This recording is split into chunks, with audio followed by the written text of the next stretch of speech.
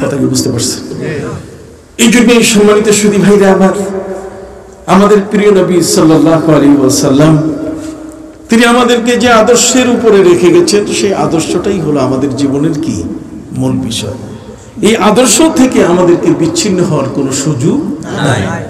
এই কারণে আপনাদের খেদমতে পবিত্র কোরআনের যে আয়াত পড়েছি, সে আলোকে আপনাদের কাছে আমি বলতে চাই, আলিফ লাম রা কিতাবুন আনজালনাহু ইলাইকা লিতুখরিজান নাসা মিনাজ যুলুমাতি ইলান নূর। আল কোরআন আপনার জীবনে থাকতেই হবে। কোরআনের বাইরে যদি আপনি যান, তাহলে কোরআন কিন্তু আপনার উপরে আঘাত করে বসবে। কথা বুঝতে পারছেন? কোরআনের নালিশের সম্মুখীন আপনি হয়ে যাবেন, তখন আপনার জীবনটা হয়ে যাবে সব ব্যর্থ একটি জীবন। এই কারণে সম্মানিত সুধী, জগতের মধ্যে ফেরাউনের মতো একজন ব্যক্তি যখন তার লাশটা যখন পানিতে ডুবে গেল, কথা বল, লাশ কোথায় ডুবে গেছে? এত লোট, এখন আর ভাসে না। আল্লাহ তাআলা তার লাশটাকে 2500 বছর পর্যন্ত লোক চোখের আড়াল করে দিয়ে দিলেন। 2500 বছর পর্যন্ত ফেরাউনের লাশ খুঁজে পাওয়া যায় নাই। কিন্তু তার সাথে ছিল হামান। কি ছিল? হামানের লাশ ভেসে উঠছে। কেন ভেসে উঠছে? হামানের জামাটা ছিল হযরতে মুসা আলাইহিস সালামের জামার মতো জামা। সুবহানাল্লাহ কইবেন না? সুবহানাল্লাহ। হযরতে নবী মুসা আলাইহিস সালামের গায়ের যে জামা, মুসা আলাইহিস সালামের মাথার যে পাগড়ি, আগের নবীরা পাগড়ি পরতেন। আমি তোপকাপি মিউজিয়ামে, ওই যে ইস্তাম্বুল তোপকাপি মিউজিয়ামে, সেখানে দেখে এসেছি হযরত ইউসুফ আলাইহিস সালামের মাথার পাগড়ি রাখা আছে। মুসা নবীর লাঠি দেখে আসছি, লাঠি দেখে ভয় পেয়েছি। ওরে বাপ রে বাপ, এটা যদি এখন বাইর করা যায় তো মানুষ দৌড় দিবে। মুসা নবীর লাঠি এমন মাঝখানে একটু বাঁকা, মনে হয় একটা বিশাল তরবারি। কথা বললাম, শিখন একটা তরবারি, খালি একটা যদি ডান্ডা দেয় তাহলে 100টা আন্ডার মজা, মামলেট খেয়ে যাবে পুরা। 100টা ডিমের মামলেট ডুববে গায়ের মধ্যে, আর জীবনে কোনোদিন অন্যায় কাজ করবে না।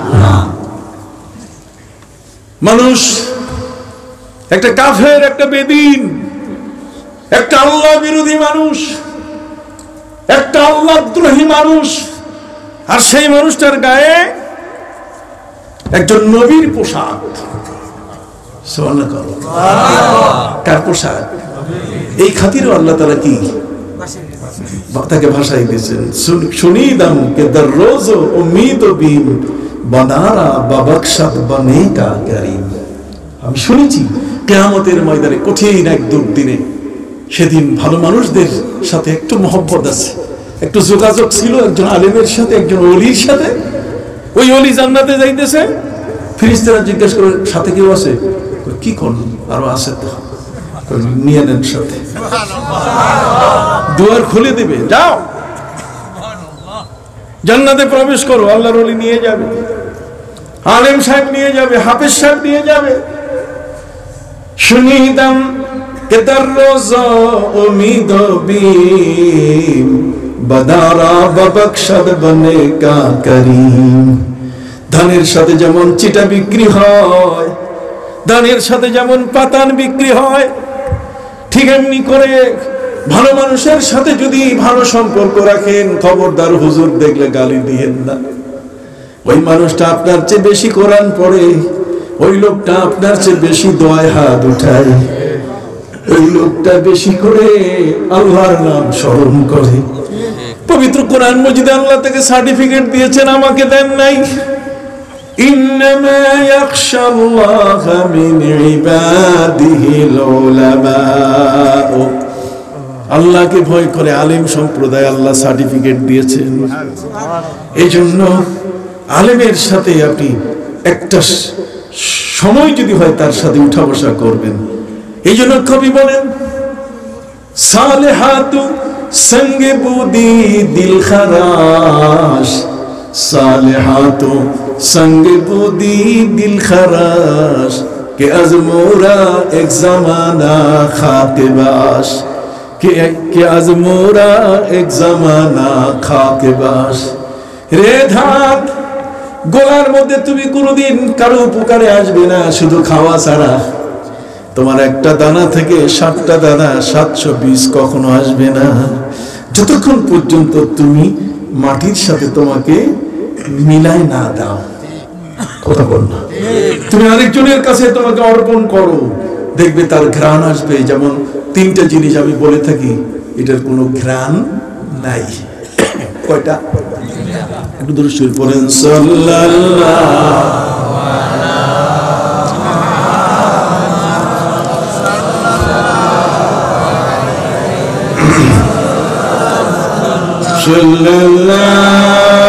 আলা মুহাম্মাদ সাল্লাল্লাহু আলাইহি।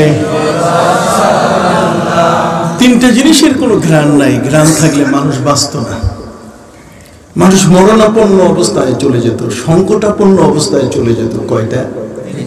3টা। তার মধ্যে একটা হলো পানি, ফ্রেশ। ওইটা স্পা, কিন্তু কি ফ্রেশ? এই যে পানি, পানির মধ্যে কোনো গন্ধ নাই, কোনো গন্ধ নাই। পানির মধ্যে যদি গন্ধ থাকে তাহলে আপনি খেতে চাবেন না, পান করতে চাবেন না। পানির নাম হলো, অপর নাম হলো জীবন, কিন্তু এর কোনো ঘ্রাণ নাই। সম্মানিত সুধী, যেখানে আমরা বসে আছি চতুর্দিক থেকে বাতাস আসতেছে, অথচ বাতাসের কোনো ঘ্রাণ নাই। বাতাস না হলে আমরা বাঁচতে পারতাম না, অক্সিজেন না হলে বাঁচা যায় না। এটার দরকার আছে কি? ঠিক এমনি করে যেই মাটির উপরে বসে আছি সেই মাটিরও কোনো ঘ্রাণ, মাটিটা থেকে যদি দুর্গন্ধ বাইর হইতো আমরা কেউ এখানে 1 মিনিটের জন্য বসতে পারতাম না। আপনি কি বুঝতেছেন হিসাব নিকাশ? কয়টা? 3টে জিনিস। এই 3টে জিনিসের মধ্যে কোনো গন্ধ নাই, কিন্তু হঠাৎ করে একটা ঢিলা, মাটির ঢিলার মধ্যে সুঘ্রাণ বের হইতেছে, মিষ্কাম্বরের মানে ফুলের ঘ্রাণ, সুঘ্রাণ বের হচ্ছে। তো এখন জিজ্ঞেস করলে, মাটি রে, তোর তো কোনো ঘ্রাণ নাই, ঘ্রাণ পাইলি? তখন ওই মাটিটা আমাকে বলল, বগুফতামান দিলে না চিজ বুদাম ওয়ালিকিন মুদ্দাতে বাগুল নশিস্তাম, ওয়ালিকিন মুদ্দাতে বাগুল নশিস্তাম। মাটির ঢিলাকে যখন প্রশ্ন করলাম, রে মাটি, তোমার তো গায়ে ঘ্রাণ থাকার কথা নয়, মাটি বলে দিল, আমি একটা নাচিস, আমি একটা সাধারণ, আমার কোনো ঘ্রাণ নাই। সত্য বলেছ তুমি, কিন্তু বন্ধুরে, কিছু সময়ের জন্য আমি একটা ফুলের গাছের নিচে ছিলাম। ওই ফুলের গাছের পাপড়িগুলো, ফুলের পাপড়িগুলো আমার গায়ের উপরে, মাটির উপরে, আমার গায়ের উপরে পড়েছিল। ফুলের ঘ্রাণটা আমার গায়ে এসেছে। বগুফতামান, সে আমাকে বলল, মান মানে আমি, গুফতান মানে বলা। বগুফতামান দিলে না চিজ বুদাম, আমি একটা অধম মাটি, আমার কোনো ঘ্রাণ নাই। ওয়ালিকিন, তবে মুদ্দাতে বাগুল নশিস্তাম, একটা সময় ধরে একটা ফুলের গাছে নিচে ছিলাম আমি। ফুলের ঘ্রাণ আমার গায়ে, আমার সাথে মিশে সুঘ্রান্বিত করেছে আমাকে। জমালে হম নশীদার মন আসর কর, वगरना मन हम खाकम के हस्तम। আজ পৃথিবীতে মানুষ মানুষের, ভালো মানুষের সংস্পর্শে থাকে, অথচ দেখেন হযরত মুসা নবীর জামা, এটা হামানের গায়ে। কার গায়ে? আপনি একটু কথা বলেন, তাড়াতাড়ি ছুটি দিব। সম্মানিত সুধী, হামানের মতো একটা পাপিষ্ট, হামান আর ফেরাউন দুইজনে ছিল কবরস্থানের হাবিলদার। কবরস্থানে এটা বিনা চালানে ব্যবসা, কবর ঠিক করে দিত, আর কবরের মানুষগুলো, অভিভাবকগুলো এসে টাকা দিয়ে যেত। এর আগে তরমুজের ব্যবসা করত। এক মালিকের বাড়িতে থাকার জায়গা নিছে, মালিক বলছে যে থাকার জায়গা দিব এই শর্তে তরমুজ মাথায় নিয়ে বাজারে যাবা। ফেরাউনও তরমুজ মাথায় নিত, আবার তার দোস্ত হামানও নিত। ফেরাউনকে ডুবাইছে দোস্তে, কথা কর না, ফেরাউনকে ডুবাইছে কি দোস্তে। দোস্তে বসে, দোস্ত কয় কি, কয় তুমি খোদা হয়ে গেছো। কেমনে খোদা হয়েছি? 40 দিন পর একদিন পেশাব করো বেটা, তুমি তো খোদা হয়ে গেছো। এই কথা কইলে জাতি একের মুগুর দিয়ে আমার পিটাবে। না না, বক্তৃতা আমরা লিখে দিব, তোমার চিন্তা নেই। কথা কি বুঝতে পারছেন? হযরতে নবী মুসা আলাইহিস সালাম নীল সমুদ্র, নীল দরিয়া পার হয়ে গেলেন।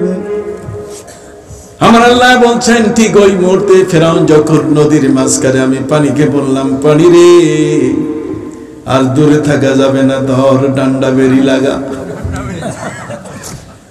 ডান্ডা বেরি লাগাই দিল পানি। পানি এমন ভাবে নাকে মুখে ঢুকা শুরু করলো। ফেরাউন এবার নিশ্চিত হয়ে গেল আমার মৃত্যু 100 বাঁচার উপায় নাই। ওই মুহূর্তে সে তওবা করতেছে, ঈমান প্রকাশ করছে। আল্লাহ বলছে ঈমানের কোনো দাম আছে না? আমাদের মধ্যে অনেক মানুষ মরার সময় হুজুর তালাশ করে, যে কথাটা বলতেছি, মরার সময় আর জীবনে কোনো সময় হুজুর লাগে না। আরে হুজুর খাইয়া আছে না খাইয়া আছে, আমি মাননীয় প্রধানমন্ত্রীকে বলছি যে 5,000 করে টাকা দেন, দিয়ে দিছে।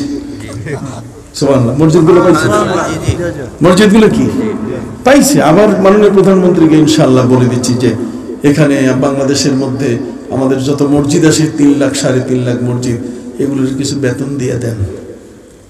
আমাদের ওয়াকফ এস্টেট আছে, কথা বল না, ওয়াকফের অনেক টাকা পয়সা, ওগুলো এই জায়গায় ব্যবহার করি। আলেম যারা আছে, যারা মসজিদের ইমাম খতিব আছে, ওদেরকে কিছু অনারিয়াম দেই। এই ভালো মানুষগুলো সবসময় দোয়ায় হাত উঠায়। এটা গানের মজলিসে বসে না, এরা ফেরেশতাদের মজলিসে বসে থাকে। সুবহানাল্লাহ। ফেরেশতাদের মজলিসে বসে থাকে।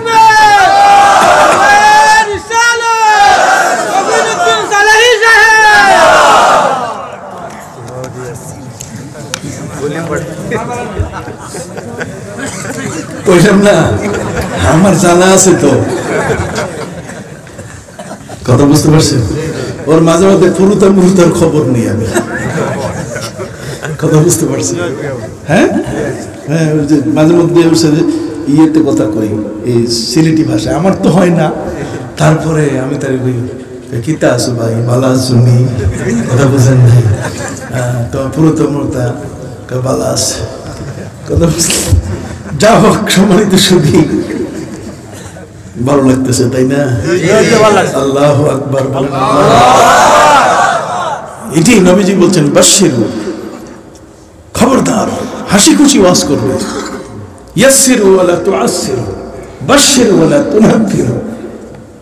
ওয়াজ কখনো কঠিন করে করবে না, তাহলে মানুষ একটাও বুঝবে না। আর একটু মজা লাগাইয়া করবে, তুমি দেখবা খুশি হইয়া ওয়াজটাকে সাথে নিয়ে যাবে। আলহামদুলিল্লাহ, এটি আমাদের দরকার।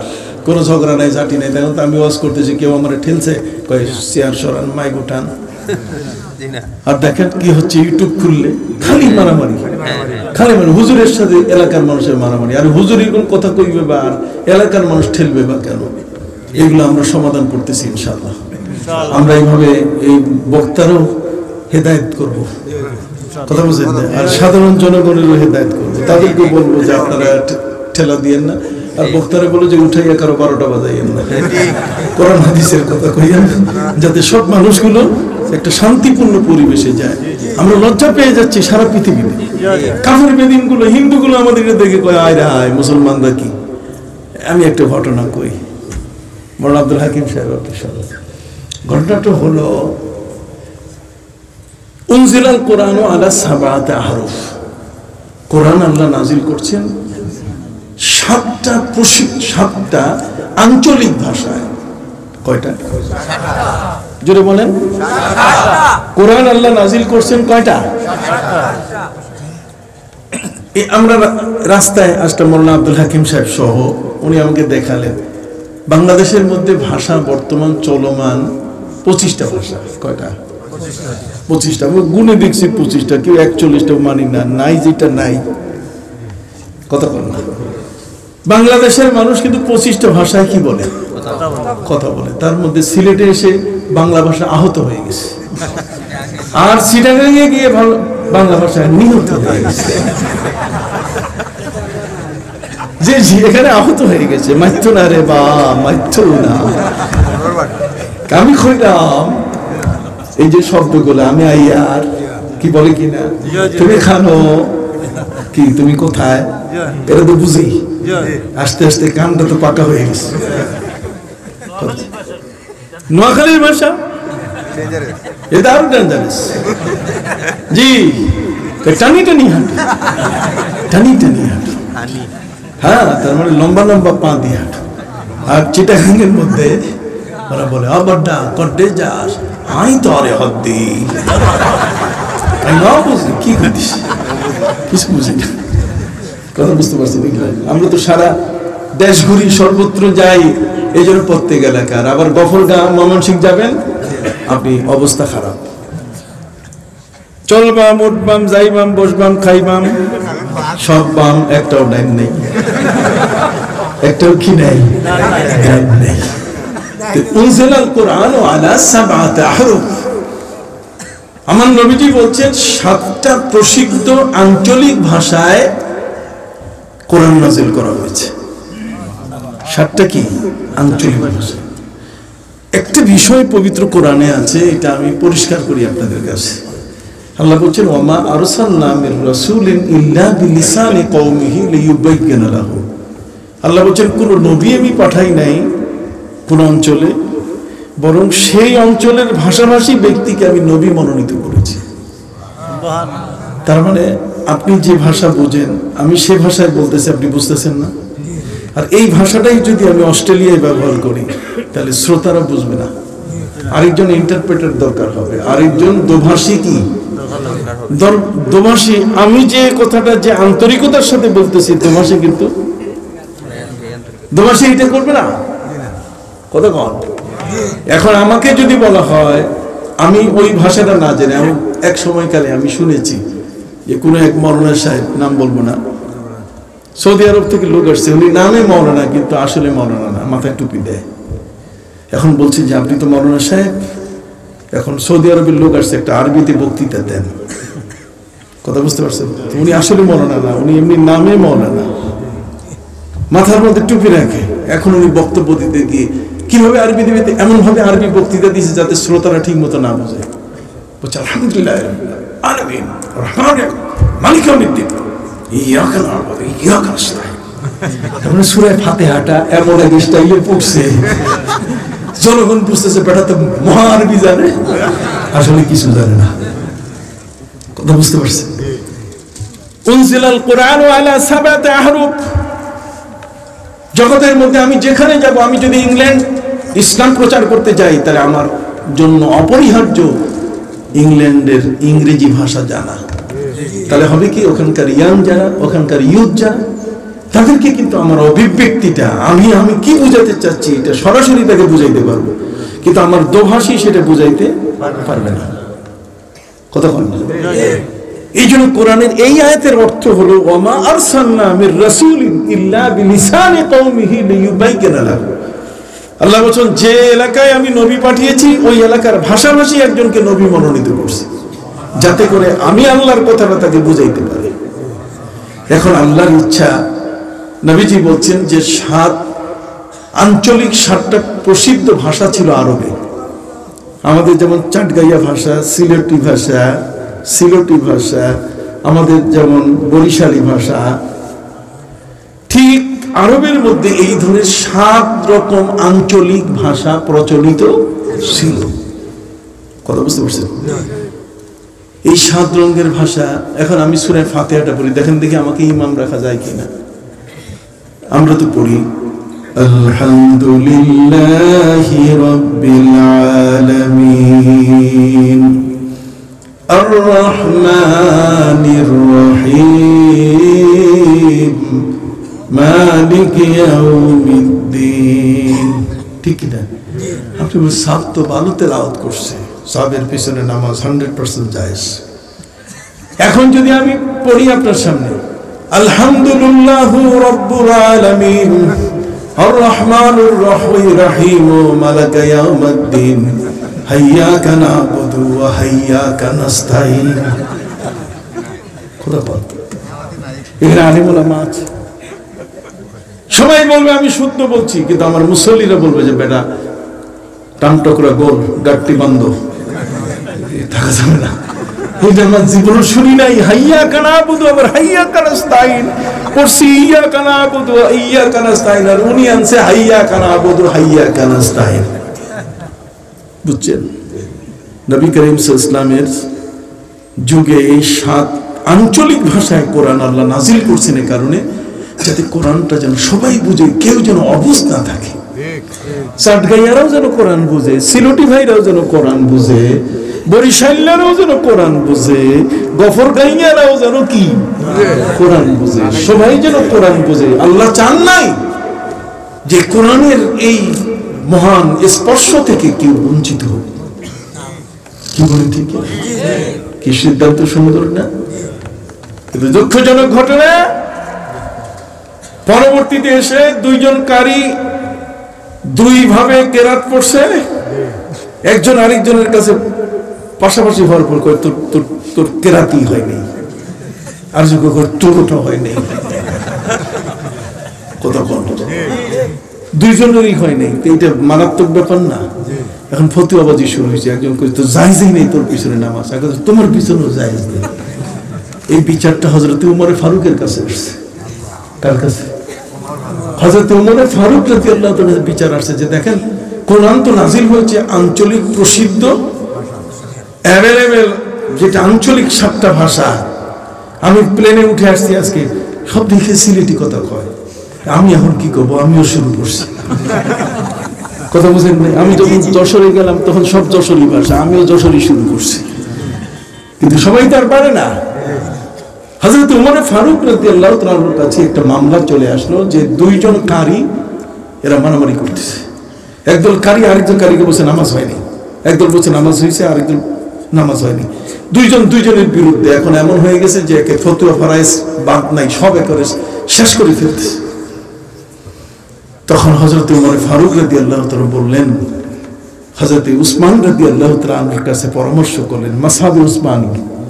এই যে হযরত উসমান রাদিয়াল্লাহু তাআলা যে মাসহাবটা, এটা আসছে পিছনে কারণ যে 7টা আঞ্চলিক ভাষায় যদি রাখা হয় তাহলে পরবর্তী প্রজন্ম এসে নামাজ নিয়ে মারামারি শুরু করবে। পরে সিলেটি মানুষের মসজিদে আর আমার রংপুরের মানুষ চান্স পাবে না। কথা বল না? ঠিক বরিশালে গিয়ে সিলেটি মানুষ ওখানে নামাজ পড়লে, ইমামতি করলে সাথে সাথে বিপদে ফেলাই দিবে।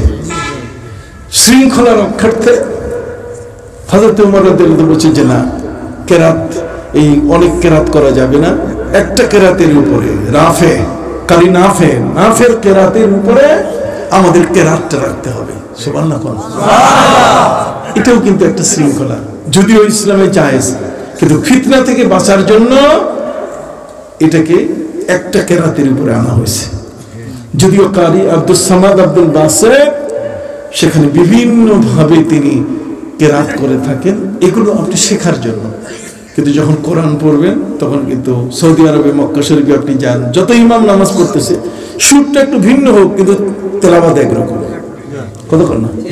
তেলাওয়াতের মধ্যে কোন রকম আগে পরে পার্থক্য নাই। কথাগুলো মনে থাকবে? আচ্ছা, আমি শুরু করছি অন্য কথা। আমি যেটা বলতে চেয়েছি সেটা হলো যে হামানের গায়ে ছিল হযরত মুসা আলাইহিস সালামের কি পোশাক। কাজে সম্রাট আওরঙ্গজেব দেখলেন যে ব্যাটারি নিয়ে যায়, কোমরে রশি লাগাইছে, এটা জামা দেখি নবীর জামা। কথা বল, এটার মাথায় দেখি কি নবীর পাগড়ি। যার মাথায় নবীর পাগড়ি, যার পোশাকটা নবীর, এটার কোমরে আবার রশি লাগাইলো, এটা বেইজ্জতি ব্যাপার। ওই জন্য উনি আর টুপি সেলাই করতে পারে নাই। কথা উনি টুপি সেলাই বন্ধ করে নিচে নেমে এসছে, আদালতে হাজির। আদালতে হাজির হয়ে তিনি বললেন যে কি এমন একটা অপরাধ করছে, এই ধরনের একটা পাকা মুসলমানকে কোমরে রশি লাগালেন। জজ সাহেব বললেন, স্যার জাহাপনা, ওটা আসলে মুসলমান না। কয় কি? কয় এটা সিং। এটা কি সিং? সিংদের জায়গা হলো গুরুদুয়ারা। আমি গুরুদুয়ারা গেছি, ইন্ডিয়া লেখাপড়া করছি তো। কত বল না? গুরুদুয়ারা গেছি, গয়াকাশী বৃন্দাবন গেছি, গুরুদুয়ারে গেছি। ওখানে কি করে সিংরা? এরা ডেঞ্জারাস।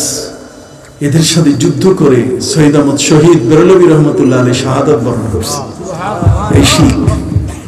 এই শিখ জাতি আপনাদের খুব মনে রাখা দরকার। খালি সবাই দেখলেই আসসালামু আলাইকুম, বাথরুমেও সালাম, কতক্ষণ না, আর গানের মজলিসেও সালাম, সব জায়গায় সালাম, সব জায়গায় ইউজ করবেন না, নিজের অস্তিত্ব ধরে রাখবেন, কতক্ষণ না।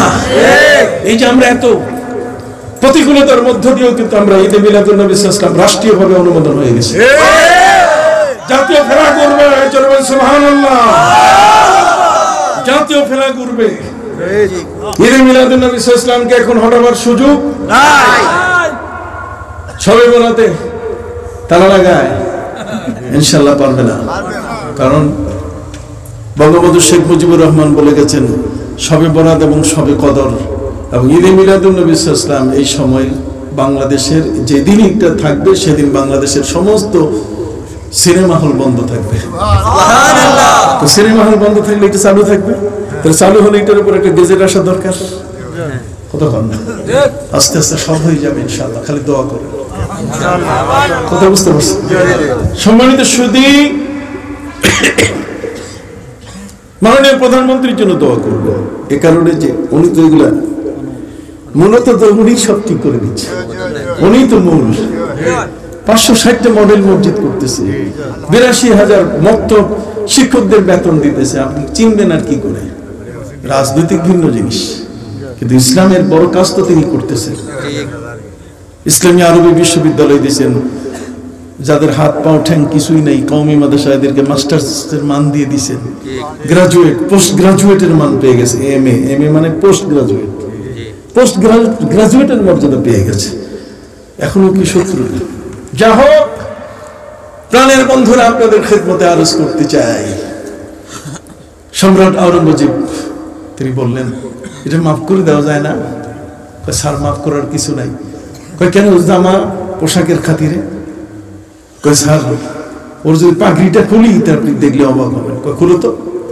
হায় হায়, পাগড়ি খোলার সাথে থপ করে মাথার সমস্ত চুল পড়ে গেল, উপর থেকে নিচে মনে হয় একটা মাইয়া মানুষ, একটা মেয়ে মানুষ, গোড়া দেহটা মনে হয় চুলে আবৃত হয়ে গেল, সে জীবনে চুল কাটে নাই। স্যার এই দেখেন, সম্রাট আওরঙ্গজেব বলে যে দেখো পোশাকটা তো আমার নবীর গায়ের পোশাক ছিল, তার গায়ে পাগড়িটা ছিল আমার নবীর পাগড়ি। দেখেন নাই ভারতের প্রধানমন্ত্রী যিনি ছিলেন, কি নাম? মনমোহন সিং। তো মনমোহন সিং তার পোশাক আদি, দাড়ি আর পাগড়ি দেখলে বড় ইমাম সাহেব মনে হয় না? সম্মানিত সুধী, সম্রাট আওরঙ্গজেব বললেন জজ আপনি তাকে বলে দেন আমি ক্ষমা করলাম একটা শর্তে, সেটা মাথার চুলগুলো কেটে নিয়ে আসবে। আমাদের ধর্ম নষ্ট করে যদি মাপ চাইতে হয় তো কবে? আমরা সবকিছু ছেড়ে দিয়ে একটা চা ঘলটাই দিলে, একটা টানার সুযোগ দিলে ভোটটা কোন জায়গায় দিবে আর দিশা পায় না। কথা বুঝতে পারছি? কিন্তু দেখেন এই শিখটা কত বড় কঠিন। সম্রাট আওরঙ্গজেব বলছে এটা জঘন্যতম অপরাধ করেছে, তাকে ক্ষমা করা যায় না, তারপরও আমি ক্ষমা করে দিলাম নবীর পোশাকটা তার গায়ে। এই জন্য শর্ত একটাই, মাথার চুলগুলো কি কেটে আসবে। ওই কাঠ গোড়ায় দাঁড়ানো অবস্থায় সিং সম্রাট আওরঙ্গজেবকে লক্ষ্য করে বলছে জাহাপনা, কহে তরু সিং কহিলা তোমার হৃদয় রহিল গাথা, যা কহিছ তার কিছু বেশি দিব বেনির সঙ্গে মাথা। কহে তরু সিং কহিলা তোমার হৃদয় রহিল গাথা, যা চাহিছ তার কিছু বেশি দিব বেনির সঙ্গে মাথা। হে জাহাপনা, আপনি চেয়েছেন চুল কেটে আমি ক্ষমা চাবো না, চুলটা হলো আমার ধর্ম, আমি এটা কেটে আমি ক্ষমা চাবো না, বরং আপনি যদি চুল আমার চাহিদা থাকে, আমার চুলটা যদি আপনার পাওয়ার ইচ্ছা থাকে, তাহলে আমি চুলের সাথে কি দিব? মাথা সহ কেটে দিয়ে দিব, আমার মাথাটা কেটে দিব, কিন্তু চুল কেটে আমি ধর্ম নষ্ট করব না। চিন্তা করে দেখছেন, একটা বেদিন, একটা বেঈমান, তার ধর্মে কত অবিচল, আর আমরা একটা চায়ের গোলা পানি খাইলেই শেষ, মনে হয় প্যাথেটিক ইনজেকশন দিয়ে দিছে। দুনিয়ার কোনো কিছুই তার দরকার, সে কিছুই বিবেক বুদ্ধি এটা পর্যন্ত লোপ পায়, এটা লোপ পেয়ে যায়, বিবেক বুদ্ধি পর্যন্ত থাকে না। সামনে কিন্তু চেয়ারম্যান ইলেকশন আসতেছে, সাবধান, স্লোগান দিলেও হিসাব করে। সম্মানিত সুধী, হযরত নবী মুসা আলাইহিস সালামের গায়ের পোশাকটা ছিল কার গায়ে? হামান। হামান হচ্ছে জাতীয় বাটপার। ফেরাউনের যত বুদ্ধিদাতা, পরামর্শদাতা, কথা কন, এই সব কিছুই করছে কে? হামানে। দুই দোস্ত ছিল তো, দুইজনে তরমুজ মাথায় নিয়ে বাজারে বেচছে, দুইজনে কবরস্থানে হাবিলদার ছিল। একজনের বুদ্ধিতে আরেকজন রাজা হয়েছে, আরেকজন উজির হয়েছে, মন্ত্রী।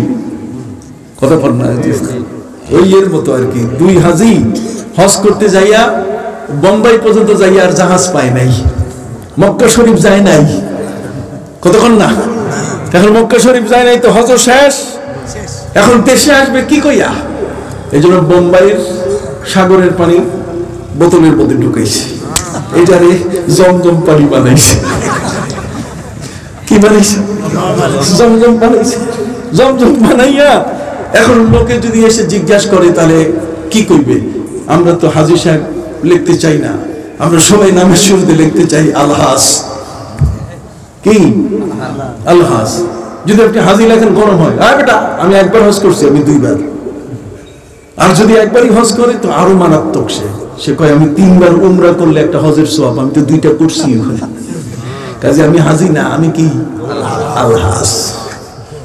এখন মুম্বাই হাজী, মুম্বাই মানে বোম্বাই। বোম্বাই যাইয়া জাহাজ পাইনি, আগে তো ওইখানে থেকে জাহাজ দিয়ে যাইতে হইতো।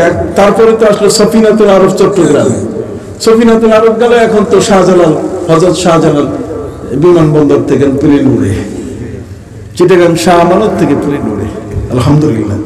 আগে 3 মাস, এখন 6 ঘন্টা। আল্লাহ কত সহজ করে দিয়েছে। এরপর আরো কিছুদিন গেলে দেখবেন এখান থেকে আমেরিকা যাইতে লাগে 22 ঘন্টা, 16 ঘন্টা ইত্যাদি, যে যেমনে পারে। কিন্তু বিজ্ঞানীরা বলছে যে 30 মিনিটে নেওয়া যায় কিনা আমেরিকা, তাহলে তো আরো সুবিধা, যাবো আর আসবো। কি বলছে? সালাম দেওয়ার আগেই আসা, সালাম দেওয়ার আগে কি আসা হয়ে যাবে। সম্মানিত সুধী, জগতের মধ্যে আল্লাহ পাক রব্বুল আলামিন, আমরা যারা, আমাদের মধ্যে আল্লাহ তাআলা কতগুলো বৈশিষ্ট্য দিয়েছেন। সেই বৈশিষ্ট্যের মধ্যে ওই শিখ জাতি, তার বৈশিষ্ট্য আলাদা, সে তার ধর্মকে নষ্ট করতে রাজি হয় নাই। যা হোক, হযরত মুসা আলাইহিস সালামের জামাটা কোন হামানের কি ছিল? গায়ে ছিল। এই হামানের গায়ে থাকার কারণে পানি তারে আর চুবাই নাই, পানির চুবানি থেকে বেঁচে গেছে। তবে নিশ্চিত ওইখানে মারা গেছে। পানির যে বাড়ি খাইছে, বাড়ি খাইতে খাইতে ওর পেট আর নাই, সবকিছু ফেটে গেছে পুরা, কিন্তু জামাটার কারণে ভাইসা আছে। সুবহানাল্লাহ। এই জন্য জামার পোশাক, নবীর পোশাক, নবীর দাড়ি, নবীর টুপি। কথা কন না, নবীর টুপি, নবীর কি দাড়ি। আপনারা কইতেছেন এইটা বোধহয় এই টুপি লাগাইছে, এটা টুপি, এটা ক্যাপ না। আমাগোটা কি, আমাদেরটা কি, এটা টুপি, এটা ক্যাপ না, এটা বারান্দাওয়ালা ক্যাপ না। বারান্দা বুঝেন, ওই যে ক্রিকেট খেলে, এটা বারান্দা, এটা বারান্দাওয়ালা ক্যাপ না। আমাদেরটা হলো টুপি। টুপি আমাদের সংস্কৃতি, ক্যাপ আমাদের সংস্কৃতি না, ভাষা।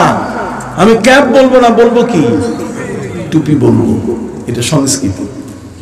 তো আপনি যদি আপনার নবীর মতো হন, ইন্নাকা মা মান আহবাবতা, আপনি যদি আপনার পোশাক, আপনার সবকিছুই নবীর সুন্নতে যদি আপনি নিজেকে নিয়ে আসেন, ইনশাআল্লাহ জাহান্নামের মধ্যে এই দেহ যাবে না। নবী ডাক দিয়ে বলেন, এই পোশাকগুলো তো আমার, এই পোশাকের মানুষগুলো তো আমার, এদের জাহান্নামে দেওয়া যাবে না।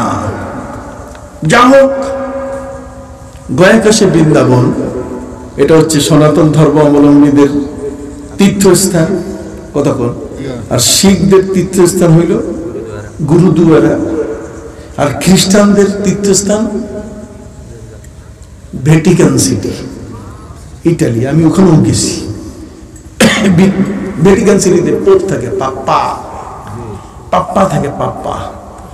আমাদের ঘরের মধ্যে কাবা ঘরের ছবি, আর ওদের ঘরের মধ্যে সেন্ট ফ্রান্সিস, সেন্ট আলফ্রান্স তার ছবি, সেন্ট জোসেফ এদের ছবি, মানুষের ছবি ওরা রাখে।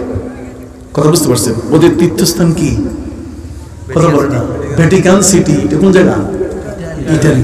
আমি গেছি ওখানে, ইটালি গেছি।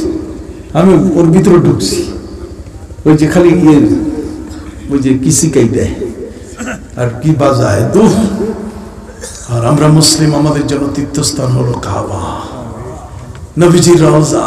সুবহানাল্লাহ বলে। কোথায়? কাবা। আর নবীর কি? রীতাকুণ্ড। 29 বছর কোরআনকে রিচার্জ করে উনি দেখেন যে এইটাই সত্য, ইসলামুল হক। আর ইসলামুল হক যিনি, ওনার নাম হইল ডক্টর শিব শক্তি। কথা কোন? ডক্টর শিব শক্তি। উনি বলছেন আমি কানাডায় গেলাম, আমেরিকা গেলাম, ইউরোপ গেলাম, দেখি কানাডিয়ান, ইউরোপিয়ান, আমেরিকান বাইবেলের সাথে মিল নাই। আর আমি মিশর গেলাম, বাহরাইন গেলাম, কুয়েত গেলাম, কাতার গেলাম, ঠিক এমনি করে আমি ব্রুনাই গেলাম, মহাতির মোহাম্মদের দেশ মালয়েশিয়া গেলাম। মিশরের কারি যেভাবে কোরআন পড়ে, ওই মালয়েশিয়ার কারি ঠিক এমন করে কোরআন পড়ে, আমি অমিল দেখি নাই। আমি অবাক হয়ে গেলাম, শুধু বানানটার মধ্যে শব্দে পার্থক্য। আমরা বলি আলহামদুলিল্লাহি রাব্বিল আলামিন, হামজা লাম জবর আল, হামিম জবর হাম, দাল পেশ দু, কি হলো? লাম লাম জের লিল, লাম খারা জবর লা, হাজির হি লিল্লাহি। কত বল? এই যে লিল্লাহ আপনি যে উচ্চারণ করতেছেন, লিল্লাহ, এই প্রথমে যতটুকু দাঁত বাড়িতে যতটুকু সময় লাগে অতটুকুতে 1 আলিফ। আর 3 আলিফ কিরকম? 3 আলিফের নিয়ম কি? সবাই তো কারি, আপনারা কারি না? 3 আলিফের নিয়ম হইতেছে মুখটা হা করতে যতটুকু সময় লাগবে, এই মুখটা বন্ধ থেকে মুখটা যদি কি করি, হা করি, এতে যতটুকু কি লাগে? আমানার রাসূল, আমরা বলি কি না? এই যে আ করে টানি না, আ টানলে এই যে 3টা এখানে কি আছে? কর আছে না?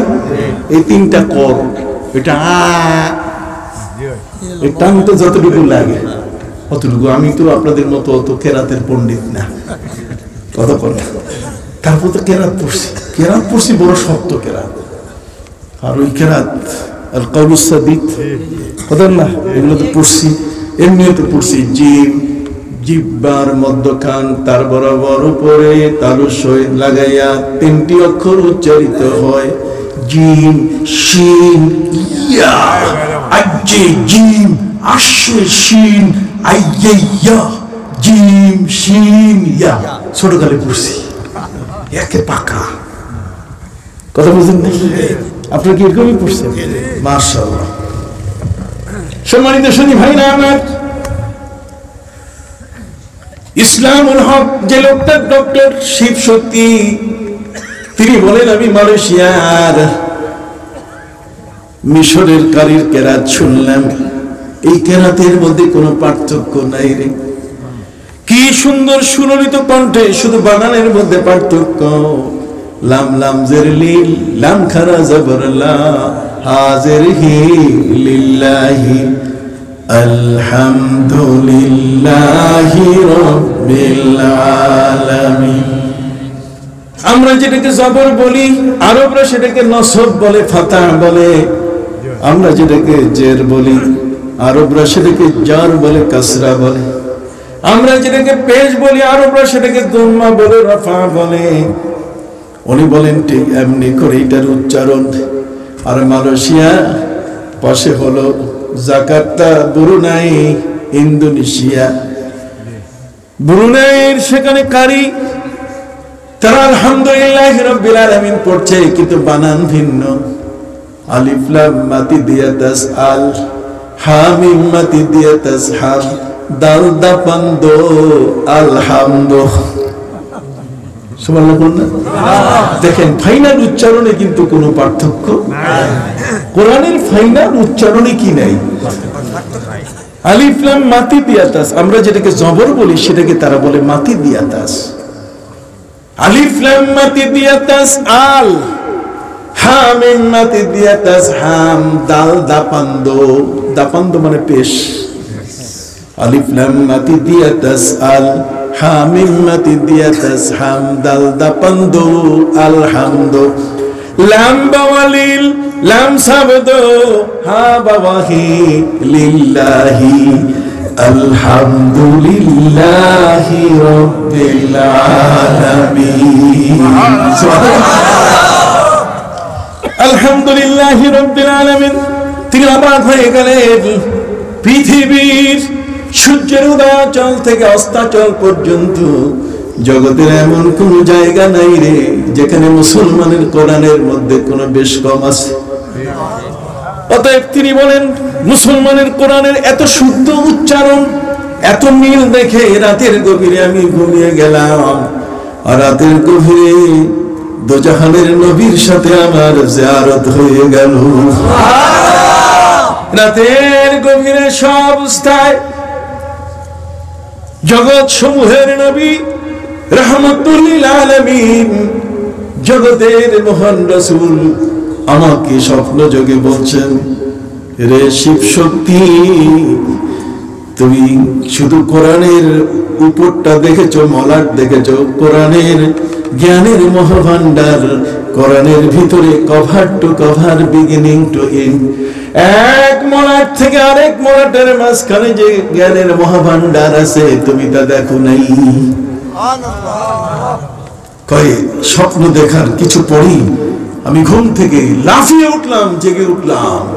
আর জেগে উঠে দেখলাম, হায়, মহাগ্রন্থ কোরআনের বিশাল এক বিজ্ঞান, বিশাল তথ্য উপাত্ত, কোরআনের ইনফরমেশন এন্ড ডাটা, মানব জীবনকে সংশোধন করার সবকিছু আছে এই কোরআন। মানুষকে অন্ধকার থেকে আলোর দিকে ঠেলে নিয়ে যায়। লিতুখরিজান নাস মিনাজ যুলুমাতি ইলান নূর বিইذনি রাব্বিহিম ইলা সিরাতিল আজিজিল হামিদ। অতএব হযরত ওমর ফারুক রাদিয়াল্লাহু তাআলা, যিনি ছিলেন এই অর্ধেক পৃথিবীর শাসক, 31 লক্ষ বর্গ মাইলের শাসক, তিনি তার সেনাপতিদের কাছে চিঠি লিখলেন যে আমার হাফেজে কোরআন, কোরআন পড়ে কত মানুষ, তুমি তার নাম দাও আমার কাছে, তোমরা হাফেজে কোরআনদের লিস্ট আমার কাছে পাঠাও। সুবহানাল্লাহ বলেন। হাফেজে কোরআন যারা কোরআন পড়ে, আমরা তো কোরআন শুনিও না, পড়িও না। অথচ নবী করিম সাল্লাল্লাহু আলাইহি ওয়াসাল্লাম একজন সাহাবী, তিনি বলছেন, আমি মুসলমান ছিলাম না, আমার বাড়ির পাশে একটা ঝর্ণা ধারা ছিল, মুসলিম বণিকরা, মুসলিম ব্যবসায়ীরা, তারা এখানে ওই গন্তব্যে যাওয়ার আগে, যেহেতু এখানে একটা ঝর্ণা, উটের পানি খাওয়ার, নিজের পানি খাওয়ার ব্যবস্থা আছে, এই জন্য এখানে তারা উটগুলো নামায়, উটগুলো বসায়, এবং এখানে এই বসা অবস্থায় তারা হরদম কোরআনের তেলাওয়াত করে। আমি একজন অমুসলিম, আমি ইসলাম গ্রহণ করি নাই, কিন্তু ওই তাদের পাশে আসা যাওয়া করতে করতে, ওদের কোরআন শুনতে শুনতে আমি কোরআনের হাফেজ হয়ে গেছি। সুবহানাল্লাহ বলেন। কোরআনের কি হয়ে গেছে? হাফেজ হয়ে গেছে। শুনতে শুনতে কোরআনের হাফেজ। তার কানটা কেমন ছিল! আর আমরা কত কিছু শুনি, তারপরও কোরআন আমাদের সিনার মধ্যে বসে না। ডক্টর ইসলামুল হক, এরপরে তিনি কালেমা পড়ে মুসলমান হলেন। আমি নিজেই তার বক্তব্য শুনেছি, তিনি মারা গেছেন, আল্লাহ তাকে জান্নাতি দিন, জান্নাতি করে দিন, সকলে বলে আমিন। আমি নিজেই সরাসরি তার বক্তব্য শুনেছি। তিনি বললেন যে আমি আমার জীবনে মুসলমান হওয়ার পিছনে কারণটা হলো এই। অতএব প্রফেসর রীতা কুণ্ড, তিনি 29 বছর ধরে কোরআনকে পড়ছেন, পড়ার পরে পরে তিনি দেখলেন যে এটাই সত্য। আমি আমেরিকা থেকে, আমাদের জহরুদ্দিন সাহেব যে সময়, এরপরে তার যাওয়া হয়নি আমার। আপনি গেছেন, আপনার তো আছে, এই জন্য গেছেন। সম্মানিত সুধী, আমি এরপর আর যেতে পারিনি, করোনা ভাইরাস এসে গেল, তারপরে ভিসা লাগান আছে, আর একটা পুরা ভিসা পাকা। তো সম্মানিত শুধু ওখানে গেলাম, যাওয়ার পরে শুনলাম ওরা আমাকে নিয়ে গেল, নিউ ইয়র্কেরই ঘটনা, আমাদের স্কুলের মধ্যে ডিবেট হয়, টেলিভিশনগুলোতে কি হয়, ডিবেট হয়। ডিবেট মানে বিতর্ক অনুষ্ঠান হয়। তো খ্রিস্টানরা 4 জনকে মিলে একটা বিতর্ক অনুষ্ঠানের ব্যবস্থা করছে। একজনকে, 4 জনই খ্রিস্টান ছেলে শিক্ষার্থী, 4 জনই, একজন শিক্ষার্থীকে হিন্দু বানাইছে, একজনকে মুসলমান বানাইছে, একজনকে ইহুদি আর একজনকে খ্রিস্টানে ডাকছে। তোমরা বিতর্ক করবে, যে বিজয়ী হবে তাকে পুরস্কৃত করা হবে। বিশাল গভীর চর্চা করে করে করে করে তারা অনেক অসংখ্য গণিত দলিল তারা জোগাড় করেছে। ডিবেট শুরু হয়ে গেল, বিতর্কের মধ্যে যে মুসলমানের ভূমিকায় যে ছেলেটা খ্রিস্টান, সে যা দলিল দেয় ওই 3 জনে পারে না। তখন ওই 3 জনে মিলে পারে না, ওরা 3 জনে মিলে যা কয় ও একাই উত্তর দিয়ে দেয়, দলিল দিয়ে দেয়, ডকুমেন্টারি, এবং এত বাস্তব ভিত্তিক দলিল। 3 জনে চিৎকাই দিয়ে হাফসল খায়। কি খায়? হাফসল মানে সিদ্ধ হয়ে পড়ে যায়, এটার নাম হলো হাফসল। এই হাফসল খায়। শেষ পর্যন্ত বিজয়ী হলো ওই মুসলিম ছেলেটা, মানে মুসলিম ভূমিকায় যে ছিল খ্রিস্টান, কারণ তো খ্রিস্টান, ও নিজে কি খ্রিস্টান। কয়েকদিন পরে তার মনের মধ্যে উদয় হলো যে আমি তো একটা বিতর্ক অনুষ্ঠানে আমি বিজয়ী হলাম, এজ এ মুসলিমের ভূমিকা নেওয়ার কারণে, মুসলমানের ভূমিকা নেওয়ার কারণে আমি বিজয়ী হয়েছি। যা দলিল দিছে ওরা একটাও পারে। ওদের 3 জনের ধর্ম এটা ঠিক না, আমি যেটা বলছি এটাই ঠিক, না হলে আমাকে এত বড় পুরস্কার দেওয়া হয় কেন? নিশ্চয়ই ইসলামী সত্য। শেষ পর্যন্ত ওই খ্রিস্টান ছেলেটি কালেমা পড়ে মুসলমান হয়ে গেল। তাহলে ওরা কিন্তু একটা চ্যালেঞ্জের মুখে মুসলমান হচ্ছে, কথা কর। আর আমরা বাপের ঘরে, মায়ের ঘরে, মুসলমানের ঘরে সবকিছু পাইছি, মসজিদ তৈরি পাইতেছি, আলেম সাহেব আমাদেরকে তৈরি পাইতেছি, কথা কর না, প্যান্ডেল তৈরি পাইতেছে, সবকিছু তৈরি পাইতেছে, তারপরে নামাজ পড়ে না। তারপর সামনে রোজা আসতেছে, পেটটা ভালো লাগতেছে না, কাজ কেমন জানি কেন একটু চুক্কা চুক্কা লাগতেছে, আজকে রোজা রাখুন না, সব নিজের মতো বানাই নিচ্ছে। খবরদার, ওরা যে চ্যালেঞ্জের মুখে কালেমা পড়ছে তাদের চেয়ে আপনার মর্যাদা কোনো অংশে কম। বংশীয়ভাবে মুসলমান হয়েছে, এই জন্য আল্লাহ আমাদেরকে নানাভাবে রক্ষা করেছেন। আমরা নামাজ পাচ্ছি, রোজা পাচ্ছি, আমরা ঈদ পাচ্ছি, কদর পাচ্ছি, কত আগের থেকে রমজানের সাথে পরিচিত হয়েছি, কথা কন। এই জন্য আমি আর আলোচনা দীর্ঘায়িত করব না, এতটুকু বলবো, আলিফ লাম রা কিতাবুন আনজালনাহু ইলাইকা। যেমন 3টা বর্ণ দেখেন, ভাষা পণ্ডিতরা পরস্ত হয়ে গেছে কোরআনের কাছে। ওদিকে এমন একখানা কিতাব, যে কিতাব আমাদেরকে অন্ধকার থেকে আলোর পথে নিয়ে আসে। আসুন না আমরা কোরআনকে আমাদের ঘরে প্রতিষ্ঠিত করি, একে অপরকে দেখে সালাম দিব। শুভ সকাল। শুনুন, মুসলমানের সালামে কিন্তু স্যালুট নাই, না স্যালুট নাই। মুসলমানের সালামের মধ্যে মুখ, ওয়াইজা হুইয়িতুম বিতাহিয়াতিন, যখন তুমি কাউকে তোমাকে সালাম দেওয়া হবে, তখন তুমি তাকে উত্তর দাও অতি উত্তম ভাবে।